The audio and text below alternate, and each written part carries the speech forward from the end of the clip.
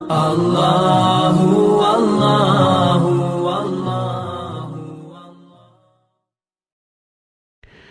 اہل ایمان کا یہ شیوہ ہے کہ وہ اپنے رب سے شدید محبت کرتے ہیں۔ قرآن حکیم میں اللہ تعالیٰ نے فرمایا ہے کہ والذین آمنوا اشد حبا للہ، فرمایا وہ لوگ جو ایمان لائے وہ اپنے رب سے شدید محبت کرتے ہیں۔ وہ جب اپنے رب کی نعمتوں کو یاد کرتے ہیں، جب وہ اپنے مالک کے احسانات کا تصور کرتے ہیں، جب وہ اپنے رب کے بے پایا کرم کی طرف دیکھتے ہیں تو اپنے مالک سے شدید محبت کرتے ہیں، اور جب وہ اپنے مالک سے اس قدر زیادہ بڑھ کے محبت کرتے ہیں تو پھر وہ ان سب تقاضوں کو پورا کرنا چاہتے ہیں، ان سب چیزوں کی طرف بڑھنا چاہتے ہیں جو انہیں اللہ تبارک و تعالیٰ کی محبت کی طرف لے کر کے جاتی ہے۔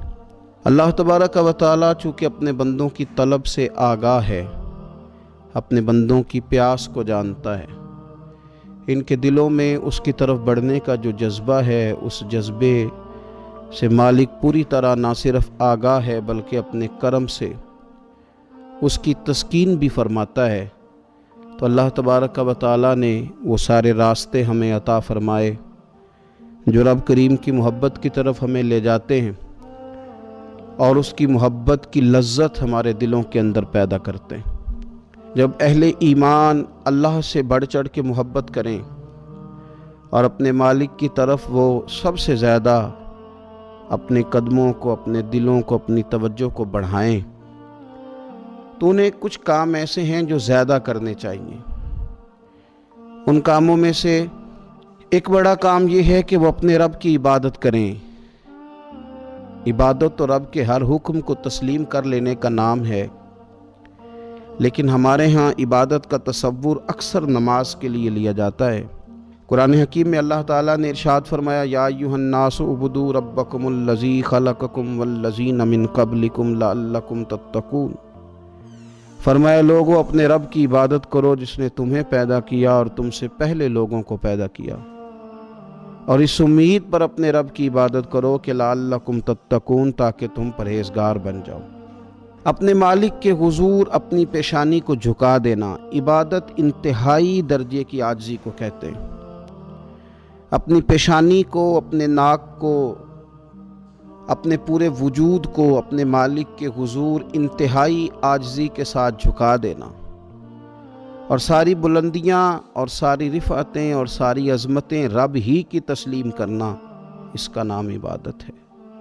اللہ کے حضور جب رب کریم کا بندہ اپنے آپ کو جھکا دیتا ہے اور اس کے حضور وہ انتہائی عاجزی کرتا ہے تو اس کا معنی یہ ہے کہ وہ اپنے رب کی عبادت کر رہا ہے۔ رسول کائنات صلی اللہ تعالیٰ علیہ وسلم نے مختلف چیزوں کو مختلف مواقع پر ہمارے لیے بیان کر کے ہمارے دلوں میں ان چیزوں کی محبت بڑھائی۔ اس رمضان المبارک میں خاص کر کے ہمیں ان چیزوں پر توجہ کرنی ہے۔ میری نظر میں وہ 4 چیزیں ہیں، اگرچہ ان کو اور بھی بہت ساری چیزوں پر تقسیم کیا جا سکتا ہے، اور بھی کئی چیزیں اس میں شامل کی جا سکتی ہیں، لیکن اہم چیزیں 4۔ ایک تو نماز کا پڑھنا، نوافل کا پڑھنا، رات کو قیام کرنا، سحری کے لیے تو اٹھنا ہی ہے، تو اٹھتے وقت تہجد کی نماز کو اہمیت دینا، نماز تراویح کو ذرا شوق کے ساتھ ادا کرنا، نفل کا قیام کرنا، عبادت کے لیے اپنے آپ کو تیار کرنا، اور دوسرے نمبر پر قرآن حکیم کی تلاوت کو ذوق شوق کے ساتھ کرنا، اپنا محبت کا، پیار کا رشتہ قرآن پاک کے ساتھ مضبوط کرنا، اور تیسرا کثرت کے ساتھ استغفار پڑھنا، اپنے مالک سے اپنے گناہوں کی معافی مانگنا، آئندہ گناہ نہ کرنے کا عہد کرنا، اور چوتھا دعائیں مانگنا۔ یہ 4 چیزیں اگر تھوڑی توجہ کے ساتھ اس ماہ مقدس میں روزانہ کے معاملات میں شامل کر لی جائیں، نماز، تلاوت قرآن مجید، استغفار اور دعا۔ آپ دیکھیے کہ نبی کریم صلی اللہ تعالیٰ علیہ وآلہ وسلم نماز کے اندر محو رہنے کو پسند کرتے تھے۔ حضور نماز کے اندر شامل رہنے کو اور نماز کو بار بار ادا کرنے کو پسند کرتے تھے۔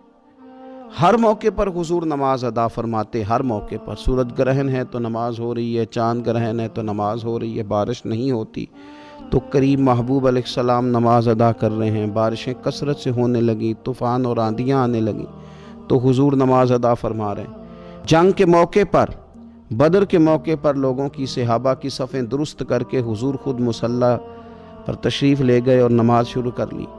تو ہر وقت نماز کی طرف حضور کی توجہ ہمیں بتاتی ہے کہ نماز پڑھنا، نفل پڑھنا، عبادت کرنا یہ کتنا دلچسپی والا کام ہے، اور مسلمان کا اس کے ساتھ شوق کس قدر زیادہ ہونا چاہیے۔ آج ہم زیادہ بے چین اس لیے رہتے ہیں کہ ہمارا تعلق باقی سب چیزوں سے مضبوط ہوا لیکن مصلی کے ساتھ کمزور ہوا۔ ہماری بہت ساری اس دور کی جدتوں نے ہم سے ہمارے مصلی کی، استغفار کی، تلاوت کی، دعا کی لذت چھینی۔ اگر ہم تھوڑا لوٹ کر کے آئیں اور کچھ گھنٹوں کے لیے، کچھ وقت کے لیے، کچھ ٹائم کے لیے، اگرچہ وہ مختصر ہی کیوں نہ ہو، ہم اپنے معمولات جو عبادت کے تعلق سے ان کو مضبوط کریں، موبائل بند کیے جائیں، ایک کونا تلاش کیا جائے، کوشش کی جائے تنہائی کرے انسان اپنے مالک کے ساتھ۔ نبی پاک صلی اللہ تعالیٰ علیہ وآلہ وسلم نے جو ہمیں طریقے بتلائے ہیں، ان طریقوں کی روشنی میں انسان اکیلا بیٹھے اپنے مالک کے حضور اور خوب اس کی بارگاہ میں نفل پڑھے، تلاوت کرے، استغفار پڑھے، پھر دعائیں مانگے، اپنے لیے بھی مانگے، امت کے لیے بھی مانگے، اپنے لیے بھی مانگے، اپنوں کے لیے بھی مانگے، سب کے لیے اللہ کے حضور سے وہ خیر طلب کرے۔ حضرت سیدنا زید بن ثابت رضی اللہ تعالیٰ عنہ ارشاد فرماتے ہیں، مجمع الزوائد میں، مسند امام احمد بن حنبل میں یہ حدیث موجود ہے۔ آپ فرماتے ہیں کہ میں نبی پاک صلی اللہ تعالیٰ علیہ وسلم کے ساتھ اکثر نماز کے لیے جایا کرتا تھا، تو میں انفرادی انداز دیکھتا نبی پاک صلی اللہ تعالیٰ علیہ وسلم کا کہ حضور جب نماز کے لیے چلتے تو چھوٹے چھوٹے قدموں کے ساتھ چلتے۔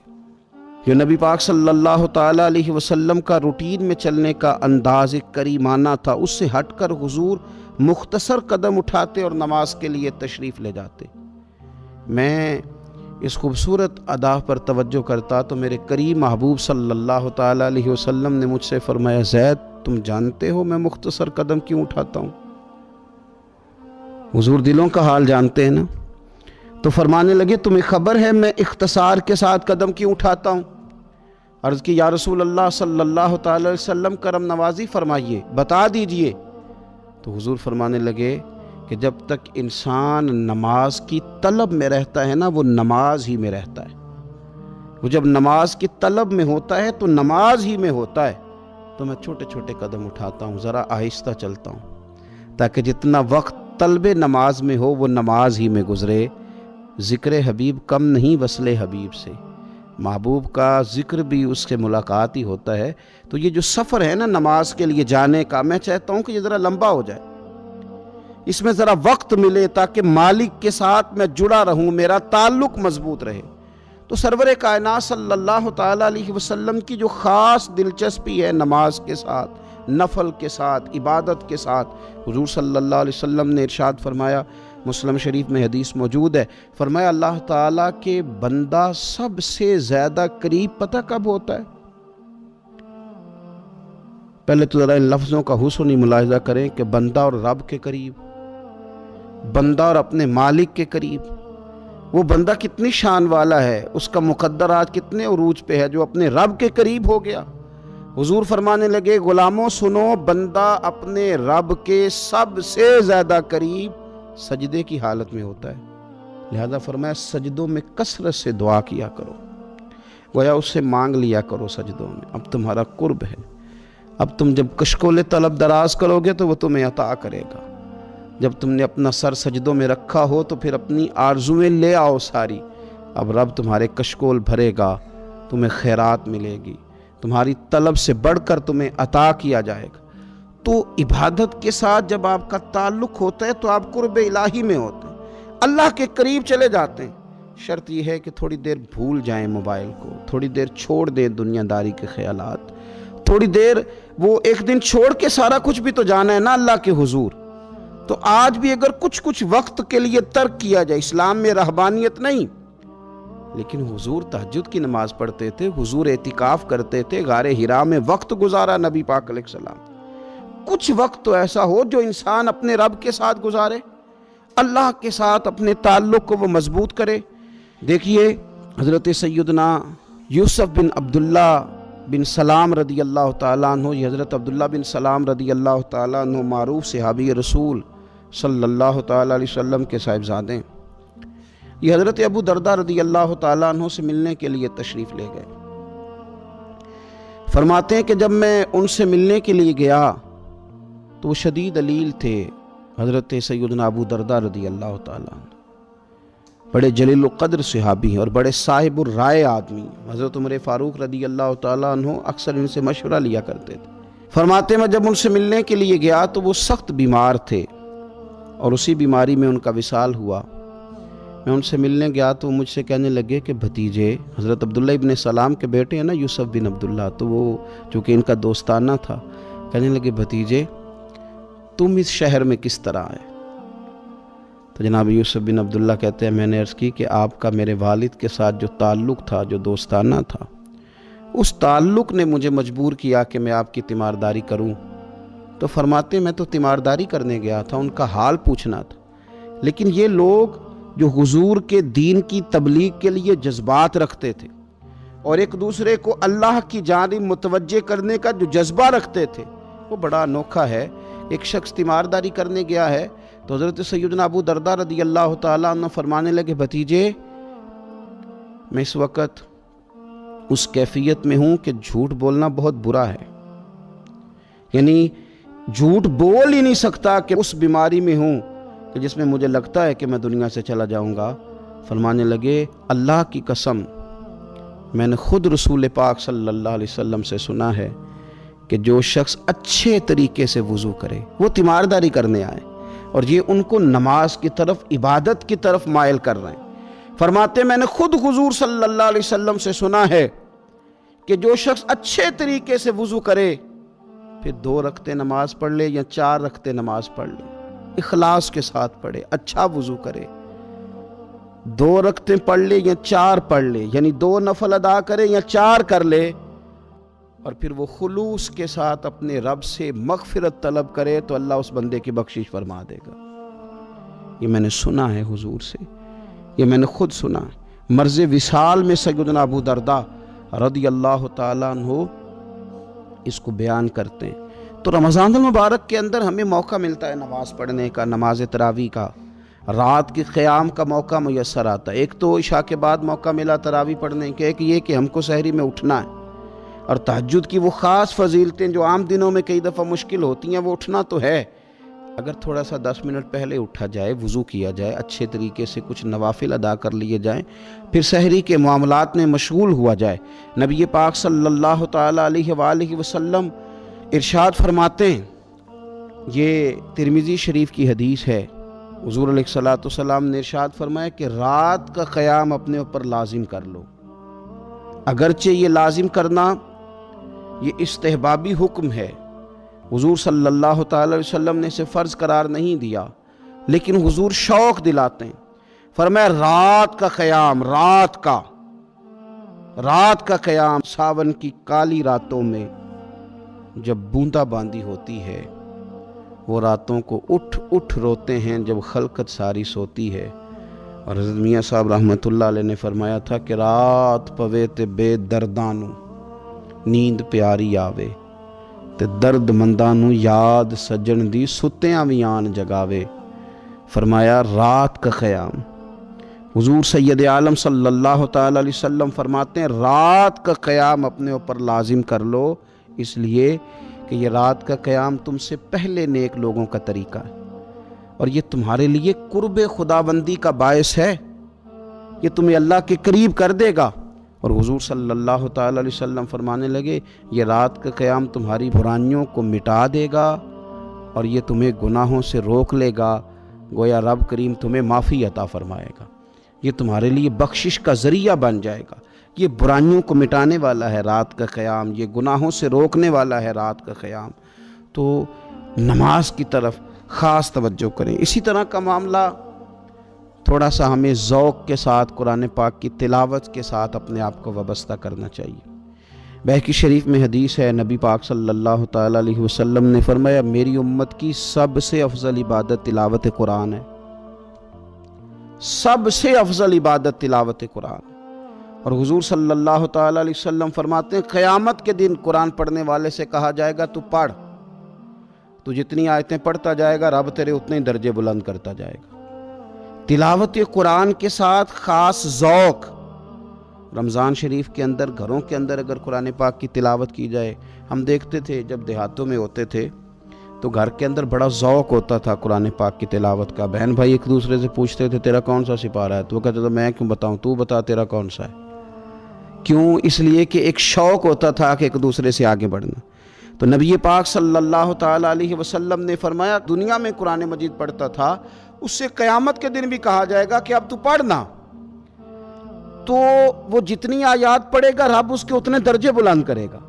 تو رمضان شریف کے اندر خاص ذوق قرآن مجید کی تلاوت کا۔ پھر اسی طرح کا معاملہ استغفار کے ساتھ، نفل پڑھے جائیں، تلاوت کی جائے، اور پھر استغفار کثرت سے پڑھا جائے، استغفار کثرت سے پڑھا جائے۔ نبی پاک صلی اللہ تعالیٰ علیہ وسلم کا محبوب وظیفہ استغفار پڑھنا، اللہ کے حضور توجہ کرنا، توبہ کرنا۔ حضور تو معصوم ہے، نبی پاک تو معصوم عن الخطا، حضور سے تو معاذ اللہ کوئی گناہ سرزد ہوتا ہی نہیں، اور انبیاء کے بارے میں جو کوئی ایسے نظریات رکھے وہ گمراہ ہے۔ لیکن حضور صلی اللہ تعالیٰ علیہ وسلم نے فرمایا لوگو، یہ بخاری مسلم میں حدیث ہے، فرمایا لوگو اللہ تبارک و تعالیٰ کی بارگاہ میں توبہ کرو، بخشش طلب کرو۔ حضور فرماتے ہیں میں دن میں 100 مرتبہ اپنے رب کی بارگاہ میں توبہ کرتا ہوں۔ حضور تو معصوم ہے۔ یہ توبہ کس لیے ہے؟ یہ تعلیم امت کے لیے، یہ ہمیں سمجھانے کے لیے، یہ ہماری توجہ دلانے کے لیے، یہ بتانے کے لیے ہے کہ یہ استغفار درجات کو بلند کرتا ہے۔ اللہ کی طرف رجوع کرنے کے لیے کثرت کے ساتھ استغفار کی جائے، اپنے رب سے معافی مانگی جائے۔ ہم انسان ہیں، کچھ غلطیاں نہ چاہتے ہوئے بھی ہو جاتی ہیں، بہت کوشش کے باوجود کچھ چیزوں پر کنٹرول نہیں رکھ پاتے، ہم سے سرزد ہو جاتی ہیں۔ رمضان کی ساعتوں میں، صبحوں میں، شاموں میں، سحری میں، افطار میں، تراویح میں، تہجد میں اگر اللہ کے حضور استغفار کی جائے، اللہ کے حضور استغفار کی جائے۔ مسند امام احمد بن حنبل میں حدیث ہے، حضور صلی اللہ تعالیٰ علیہ وسلم فرماتے ہیں، اور یہ حدیث اتنی زیادہ انسان کو خوشی دیتی ہے اور رب کی رحمت کو بندے کے اتنا قریب کر دیتی ہے، اتنا اللہ کے قریب کر دیتی ہے کہ انسان جھوم اٹھتا ہے۔ کبھی اس حدیث کے جملوں پر غور کریں، نبی پاک صلی اللہ تعالیٰ علیہ وآلہ وسلم کس طرح رب کی رحمت ہمارے سامنے بیان کرتے ہیں، اور جب حضور اپنی زبان نور سے بیان کرتے ہیں پھر تو یوں لگتا ہے کہ روح کی گہرائیوں تک بات چلی گئی۔ حضور سید عالم صلی اللہ تعالیٰ علیہ وسلم فرماتے ہیں شیطان نے رب کریم کی بارگاہ میں یہ کہا تھا کہ اے مالک مجھے تیری عزت کی قسم، جب تک ان لوگوں کے جسموں میں روح رہے گی میں انہیں گمراہ کرتا رہوں گا۔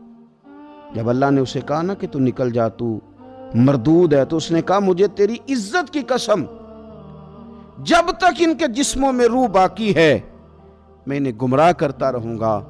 تو میرے کریم محبوب علیہ السلام، مدینے والے پیارے حبیب علیہ السلام فرماتے ہیں، رب کریم نے فرمایا سن و ابلیس، اگر تو یہ قسم اٹھاتا ہے کہ تو جب تک ان کے جسموں میں روح ہے انہیں گمراہ کرتا رہے گا، تو پھر مجھے بھی اپنے عزت اور جلال کی قسم، یہ جب تک مجھ سے معافی مانگتے رہیں گے میں انہیں معاف کرتا رہوں گا، میں بھی انہیں معاف کرتا رہوں گا، یہ جب جب مجھ سے بخشش مانگیں گے، جب جب مجھ سے بخشش مانگیں گے۔ اس یہاں سے کبھی ہم نے کنارہ نہ کیا، اور تو نے بھی تو دل آزردہ ہمارا نہ کیا، ہم نے تو جہنم کی بہت کی تدبیر، پر میرے مولا تیری رحمت نے گوارا نہ کیا۔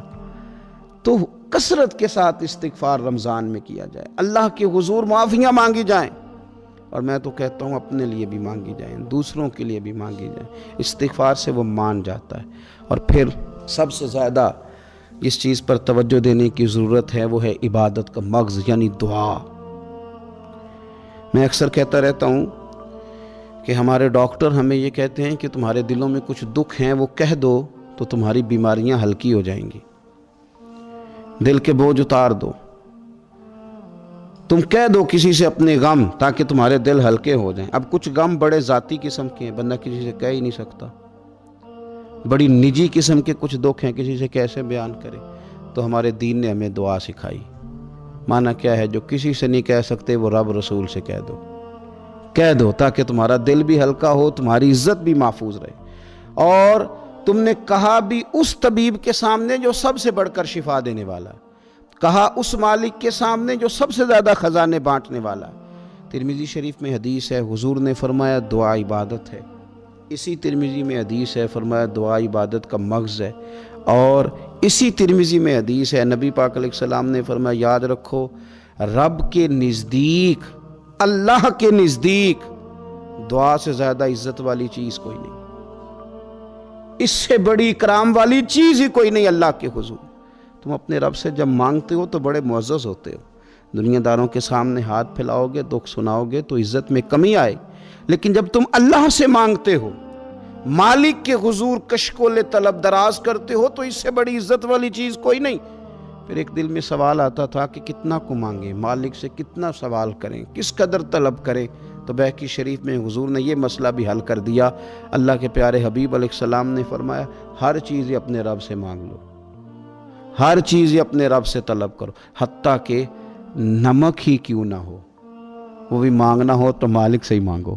اللہ کے حضور عرض کرو، اس کے پیارے محبوب علیہ السلام کے غلاموں، تمہارے ہاتھ وسیلہ جو آ گیا ہے مدینے والے محبوب کا، اس کی بارگاہ سے مانگو، بار بار مانگو، کئی بار مانگو، اور اپنے لیے بھی طلب کرو، دوسروں کے لیے بھی طلب کرو، امت کے لیے طلب کرو، ملک و ملت کے لیے طلب کرو۔ تو رمضان شریف کی پہلی نشست میں ایک تو ہمیں اپنی عبادت کو، اپنے نوافل کو، اپنی نماز کو مضبوط کرنا ہے، کوشش کریں قضا نمازوں پر بھی توجہ دی جائے، یہ بہت بڑا قرض ہے اور یہ ہم ہی ادا کریں گے تو ادا ہوگا۔ اور دوسری بات یہ کہ کثرت کے ساتھ قرآن مجید کی تلاوت کی جائے۔ تیسری بات یہ کہ استغفار کو اپنے اوپر لازم کیا جائے۔ اور چوتھی بات، دعائیں مانگی جائیں۔ رمضان کی گھڑیاں بڑی قبولیت والی ہیں، بڑی قبولیت والی ہیں۔ افطار کے وقت جو بندہ مانگتا ہے رب اس کی دعا کو قبول فرماتا ہے۔ ان اوقات میں اللہ سے مانگا جائے اور خوب مانگا جائے، اے اللہ اس ماہ مقدس کا صدقہ امت مسلمہ کے لیے رحمت والے فیصلے فرما۔ آخر دعوایا ان الحمدللہ۔ اور اگر آپ نے ابھی تک ہمارا چینل سبسکرائب نہیں کیا تو فوراً سبسکرائب کیجئے، ساتھ ہی بیل آئیکن پر کلک کریں تاکہ مزید آنے والی ویڈیو ہے وہ آپ کو وقت پر ملتی رہیں۔ اللہ حافظ۔